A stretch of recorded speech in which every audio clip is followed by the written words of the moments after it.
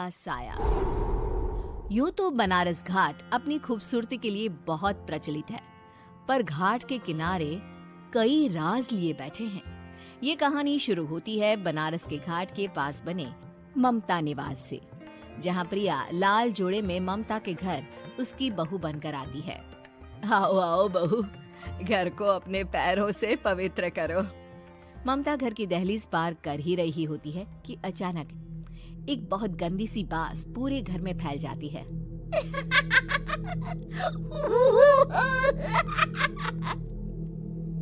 ये बदबू और ये आवाजें, ये कौन हंस रहा है माँ?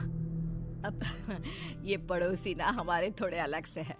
कहाँ हम शाकाहारी और ये मांस मच्छी खाने वाले। छोड़, तू ध्यान मत दे और गृह प्रवेश कर। और हाँ बहू, अपनी सास की एक बात हमेशा याद रखना, इन पड़ोसियों से तो कभी बात नहीं करेगी। अच्छे लोग नहीं है ये। अपनी सास की ये बात मानेगी ना बेटा? हाँ माँ, जो आपकी मर्जी, मैं उनसे बात नहीं करूंगी। अगले दिन प्रिया अपनी पहली रसोई बनाने रसोई घर में जाती है। ये छोटी बात तो नाक में जा रही है। एक काम करती हूँ, खिड़की खोल देती हूँ। प्रिया खिड़की खोलने जाती है। इतने जाले, लगता है इस खिड़की को कभी खोला ही नहीं गया। पर ऐसा क्यों? ओह, नॉनवेज की स्मेल आती होगी ना। 2 मिनट के लिए खोल लेती हूँ, फिर बंद कर दूंगी। प्रिया खिड़की खोलती है। खिड़की खोलते ही उसकी नजर सामने वाले घर की खिड़की पर पड़ती है, जहाँ एक लड़की खड़ी होती है। हाथों में मेहंदी, लाल रंग की साड़ी, बिल्कुल सजी धजी, मानो प्रिया की तरह ही वो भी नई नवेली बहू हो। वो प्रिया को देखकर मुस्कुराती है। हे भगवान, माँ ने तो इनसे बात करने को मना किया था। प्रिया फौरन ही खिड़की बंद कर देती है और तवे पर चढ़े रोटी की ओर देखने लगती है, पर वहाँ रोटी न होकर मछली पड़ी होती है। ये क्या? पहली ही रसोई में इतनी बड़ी गलती! हे भगवान, अब मैं क्या करूं? प्रिया बहुत डर जाती है और फौरन रसोई की सफाई करने और फिर सभी के लिए खाना बनाने लग जाती है। जब वो सबको खाना परोसती है, सब तो ठीक है, मैं बेकार में चिंता कर रही थी। हे भगवान, ऐसे ही बस अपनी कृपा बनाए रखना। रात के वक्त जब सब सो रहे होते हैं, तब प्रिया को पायल की आवाज सुनाई देती है, जिससे उसकी आंख खुल जाती है। ये पायल की आवाज कहाँ से आ रही है? प्रिया उठकर उस आवाज के पीछे छत की सीढ़ियों तक जाती है। तभी उसे बच्चे के रोने की आवाज आती है। प्रिया छत पर जाती है तो क्या देखती है? वही लाल साड़ी वाली लड़की अपनी गोद में एक नवजात बच्चे को घुमा घुमा कर सुला रही है। तभी प्रिया की नजर उसके पेट पर पड़ती है। ओह गॉड, ये तो प्रेग्नेंट भी है। सुनिए, बच्चा सो नहीं रहा है क्या? मैं कुछ मदद करूं? नहीं नहीं, आपके घर वालों को अच्छा नहीं लगेगा, मैं संभाल लूंगी। स्नेहा की गोद से बच्चा हाथ मारकर प्रिया की गोद में आने को छटपटाने लगता है। दोनों घर अगल बगल में बने होने के कारण प्रिया उस बच्चे को गोद में ले लेती है। प्रिया के पास आते ही वो सो जाता है। बच्चे का वो स्पर्श रात भर प्रिया भूल नहीं पाती और अगली सुबह वो छत पर कपड़े सुखा रही होती है।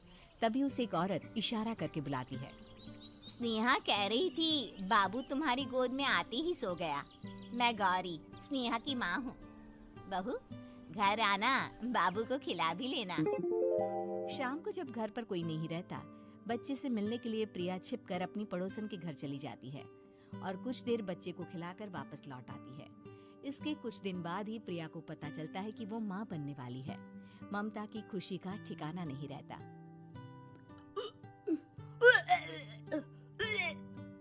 माँ जी, पता नहीं क्यों उल्टी आ रही है।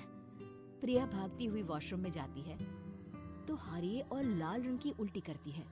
उस उल्टी में से कीड़े निकलते हैं। ये क्या? खून और ये कीड़े! माँ! माँ! प्रिया की आवाज सुनकर ममता दौड़कर आती है, पर बेसिन में कुछ नहीं होता। प्रिया हक्की बक्की रह जाती है। ये सब क्या हो रहा है? प्रिया घबरा जाती है और अपने कमरे में जाकर सो जाती है। डर के कारण वो इतनी थक जाती है कि उसकी आंख लग जाती है। तब उसे ऐसा लगता है उसके पेट पर मानो कोई बैठा हुआ हो। कौन हो? प्रिया के पेट पर एक 5 महीने की बच्ची बैठी हुई थी, जो बुरी तरह जली हुई थी। माँ, तुम ही मुझे लाई ना अपने पेट में। मैं तुम्हारी माँ नहीं हूँ। कौन हो तुम? माँ, देखो मैं जल गई बुरी तरह से। 6 महीने पेट में रहने को भी मुझे नहीं मिला। सहला दो ना माँ। बचाओ, बचाओ, माँ। ममता दौड़कर कमरे में आती है। प्रिया की बातें सुनकर वो सब समझ जाती है। तू कहीं बगल वाले घर में तो नहीं जाकर आई ना बहू? मुझे माफ कर दो, मैं गई थी माँ। उस घर में सब मरे हुए हैं बहू। कई साल पहले स्नेहा उस घर में बहू बनकर आई थी। कुछ ही दिन में वो एक बच्चे को जन्म देने वाली थी। पूरा घर बच्चे के आने की खुशी में खोया था कि एक दिन अचानक उस घर में आग लग गई। सब बुरी तरह जलकर मर गए। गौरी आज भी दादी बनने का इंतजार कर रही है और इसीलिए स्नेहा ने अपना अजन्मा बच्चा तुम्हारी कोख में डाल दिया। ममता ये कह रही होती है कि पीछे से उसके पैरों को एक बच्चा पकड़ लेता है। दादी, दादी। माँ, स्नेहा की गोद में यही बच्चा था। ये बच्चा कौन है फिर? तेरी मौत है। तेरी भी दादी।